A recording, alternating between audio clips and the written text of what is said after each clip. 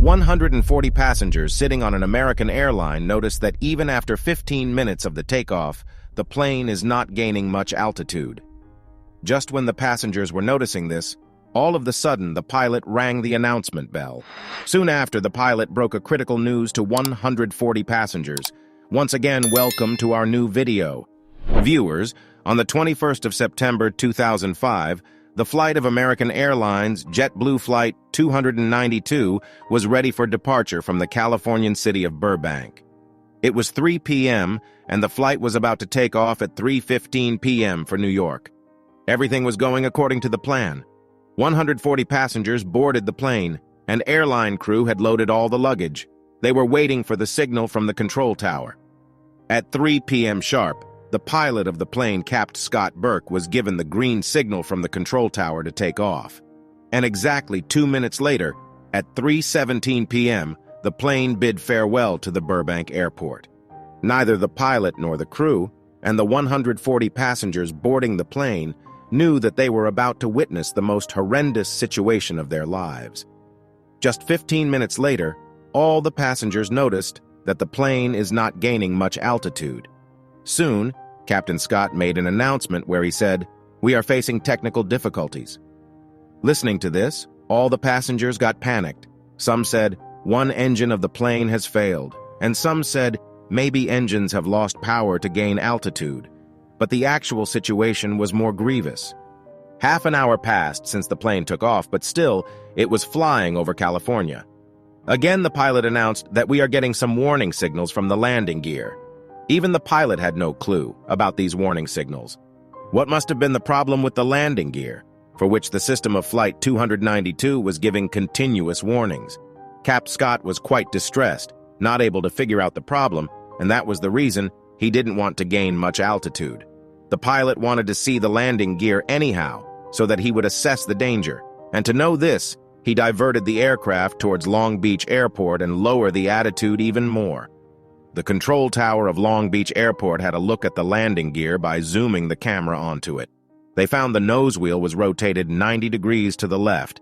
Now it was clear that either they have to crash land or perform an emergency landing. The control tower gave him another bad news. They informed him that local news channels of Long Beach have recorded the landing gear footage of Flight 292, and now it is being broadcasted live on the American news channels. Not only that, the passengers would see this news on their TV sets. It has been 50 minutes since the JetBlue flight took off, and the plane was continuously circling over California. There was no way to turn the landing gear. If the aircraft is attempted to land in this situation, the fire resulting from the friction might reach the fuel tank, and it can have dangerous consequences. Astoundingly, there were 14,000 kgs of jet fuel present in the plane. That means the weight of the jet fuel was equal to 12 family cars. With so much fuel, it could obliterate the plane if it catches even a spark of fire. But Captain Scott was smart. He decided to empty the fuel before landing. For that, he flew the plane over the sea for 3 hours. Now, the plane had fuel left only to have half an hour of flight.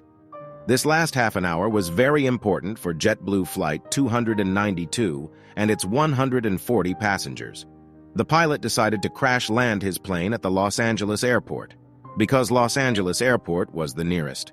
Captain contacted the Los Angeles tower and told them to be ready for any kind of situation. Captain switched the television sets of passengers who were watching this whole situation live on their television sets. It was an emotional moment for everybody. A person recorded the entire situation on his camera and also recorded a video message for his family. JetBlue Flight 292 was now under the radar of the Los Angeles tower, and the airport crew made all the preparation to save the aircraft.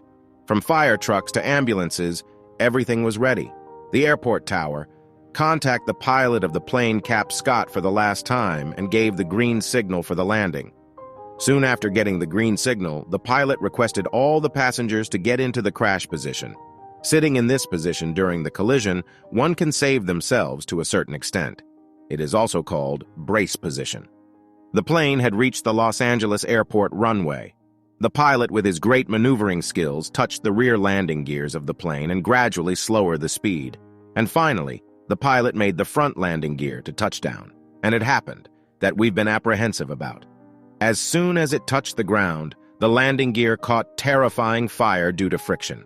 The fire was so severe that passengers inside also felt the heat. But soon, everything became quiet and the plane came to a halt. It was that moment when the pilot, crew, passengers, and entire America watching the events live got a sigh of relief. And one by one, the passengers were evacuated. The friction was so severe that the wheel of the front landing gear got halved.